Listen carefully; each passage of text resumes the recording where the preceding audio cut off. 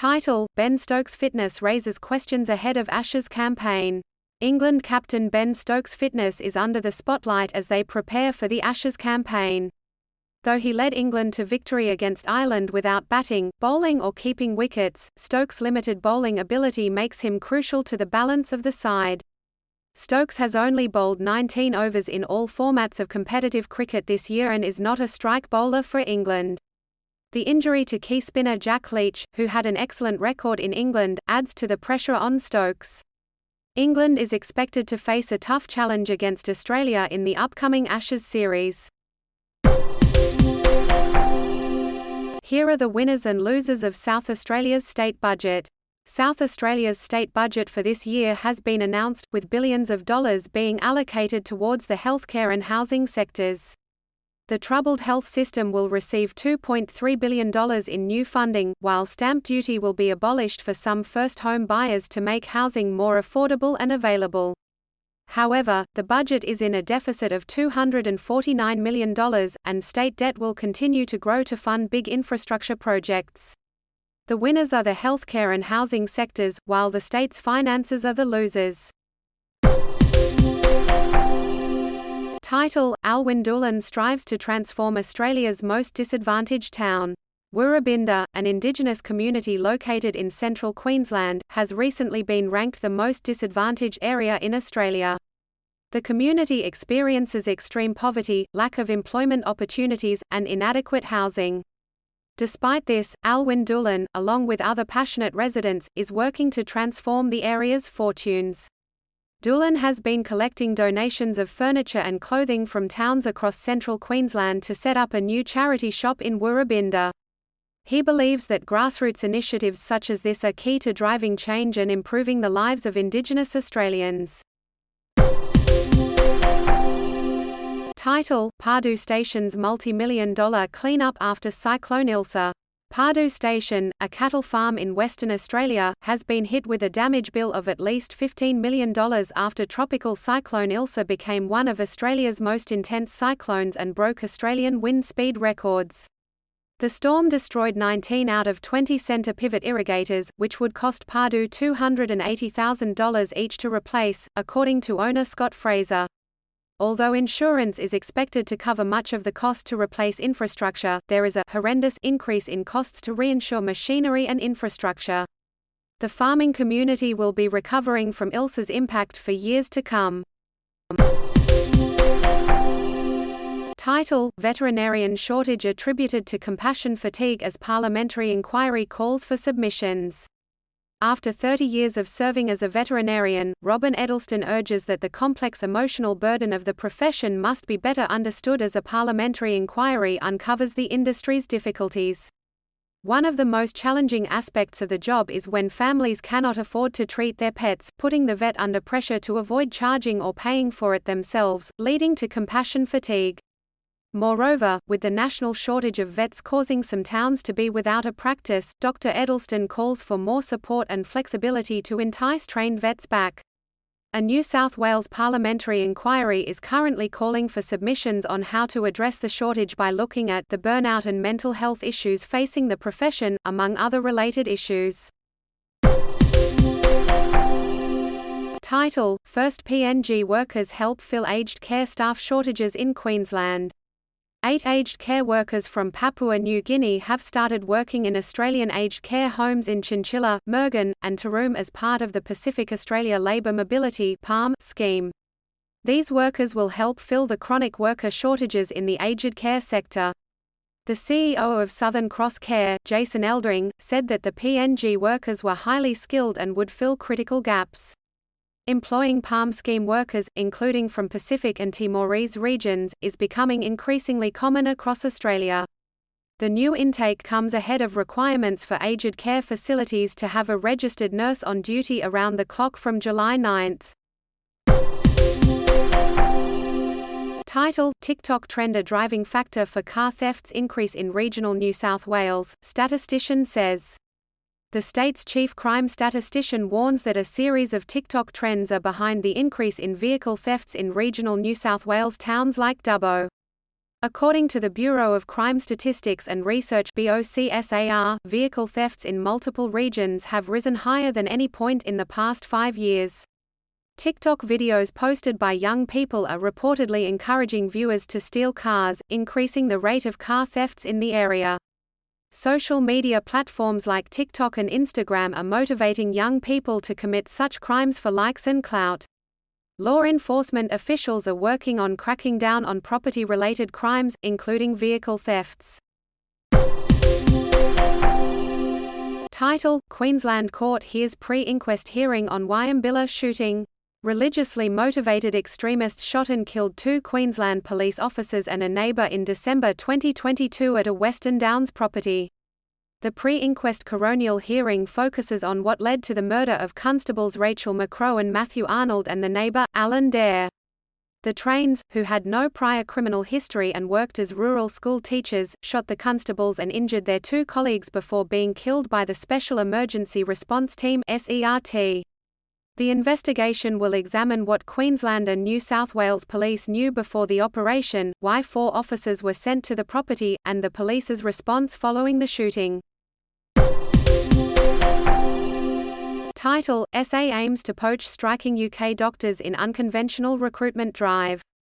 South Australia's health authorities have launched an unconventional recruitment drive, employing cheeky tactics to lure overseas doctors amid a 72-hour strike over pay by UK junior doctors.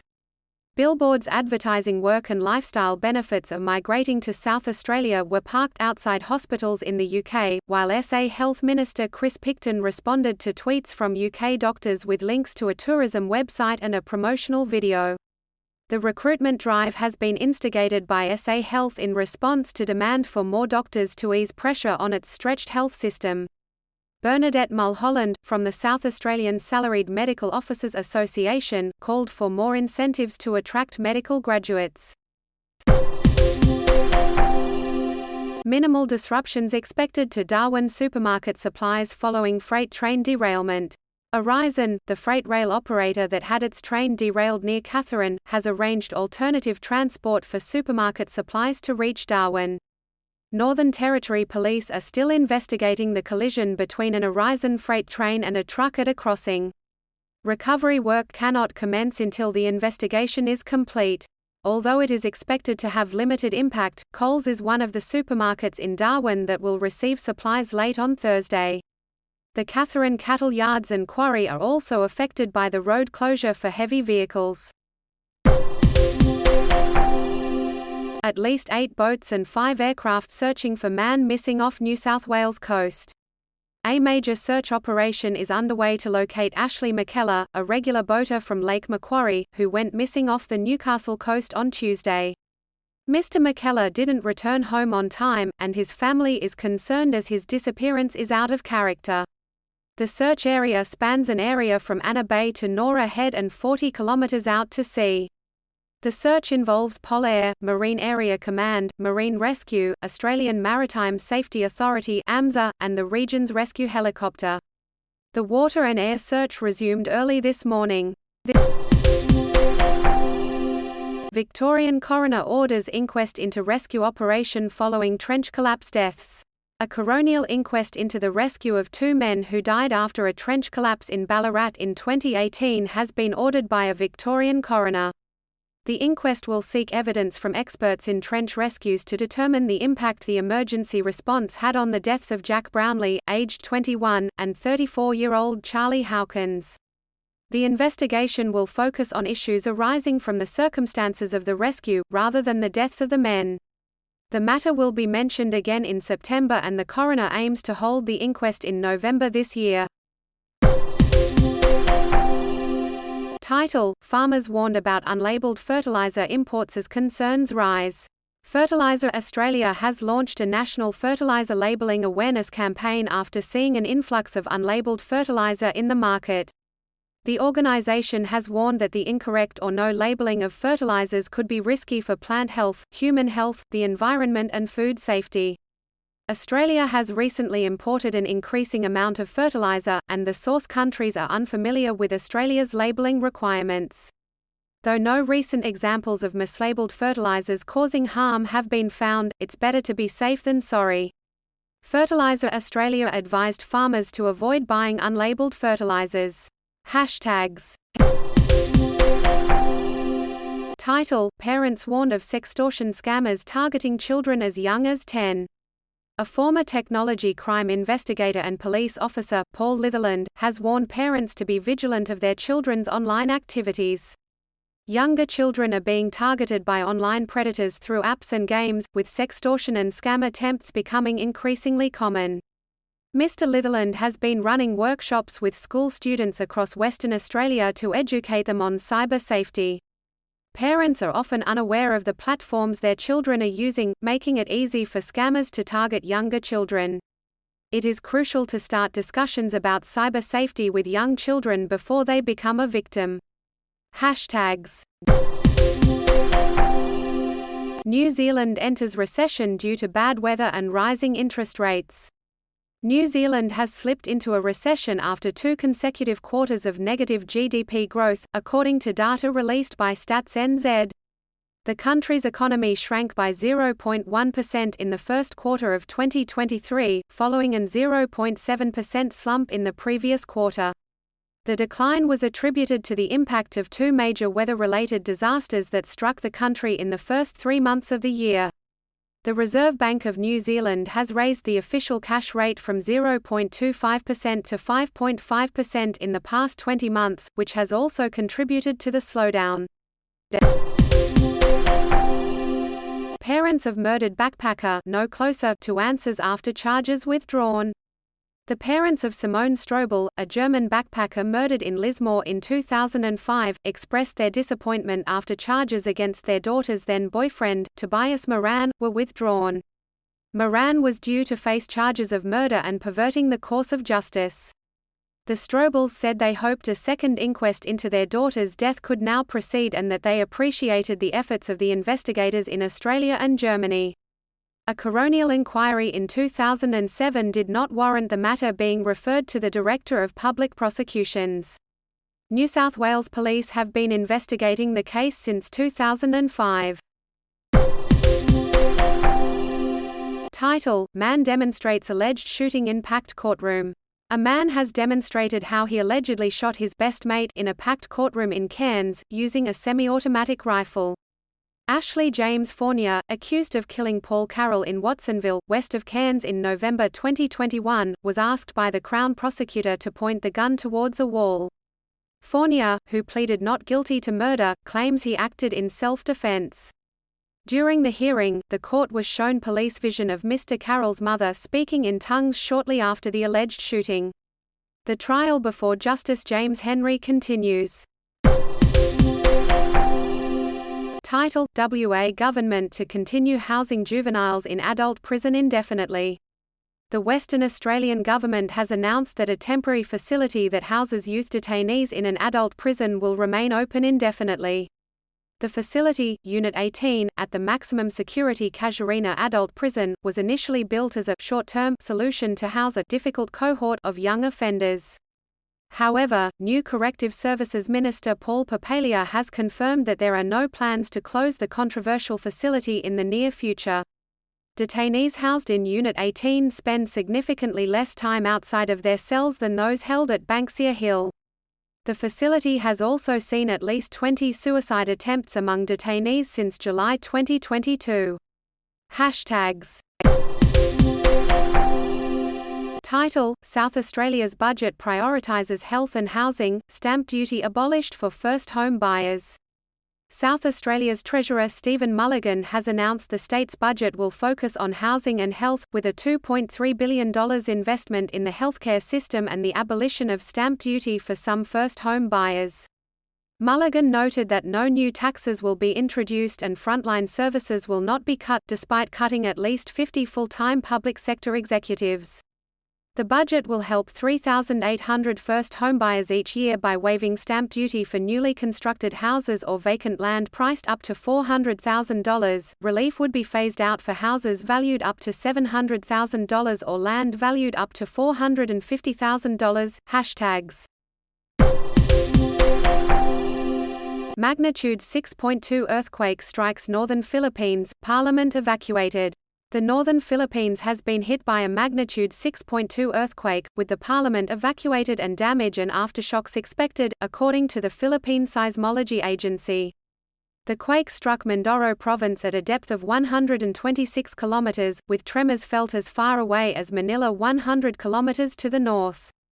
No major damage or casualties have yet been reported, but operations on 3 elevated railway lines in the capital have been halted as a precaution. The earthquake follows a week of activity at the nearby Mayon volcano. Title: Canberra man found guilty of murdering partner who clung to bonnet of his car. A Canberra man has been found guilty of murdering his partner, Danielle Jordan, who fell from the bonnet of his car and suffered catastrophic injuries before dying in hospital 2 days later. The Coombs man, Michael O'Connell, shook his head as the verdict was handed down by the ACT Supreme Court. O'Connell described Ms. Jordan as the love of his life during the trial but admitted they had a turbulent relationship. The prosecution argued that Ms. Jordan fell from the bonnet of O'Connell's ute, while O'Connell's account differed. O'Connell will be sentenced at a later date. Title: Working Australians struggling to afford basic needs, new data shows. New research commissioned by the Fair Work Commission reveals that hundreds of thousands of working families in Australia do not have enough money to afford a basic, healthy lifestyle. Even many who earn more than the minimum wage are at risk of slipping into poverty. The study by the UNSW Social Policy Research Centre aimed to determine how much income is enough to allow people to live a minimal, healthy lifestyle that would allow individuals to participate in society. The conclusion is that many working people and working families simply do not have enough to make ends meet each week, which extends to some middle-income earners. Teenager killed in workplace accident in Perth southeast. A tragic workplace accident has claimed the life of a 16-year-old boy who was fatally injured at TLC Surfaces Treatment Factory on Railway Parade in Welshpool. St John Ambulance arrived just before 8 a.m, however, the teenager passed away shortly after. WorkSafe is investigating the incident and it marks the 4th workplace fatality in Western Australia this month. The other fatalities involved a man killed at a Pilbara iron ore site, a crane operator in Applecross, and a rope access technician at a Woodside complex in Pilbara. A report for the coroner will be prepared.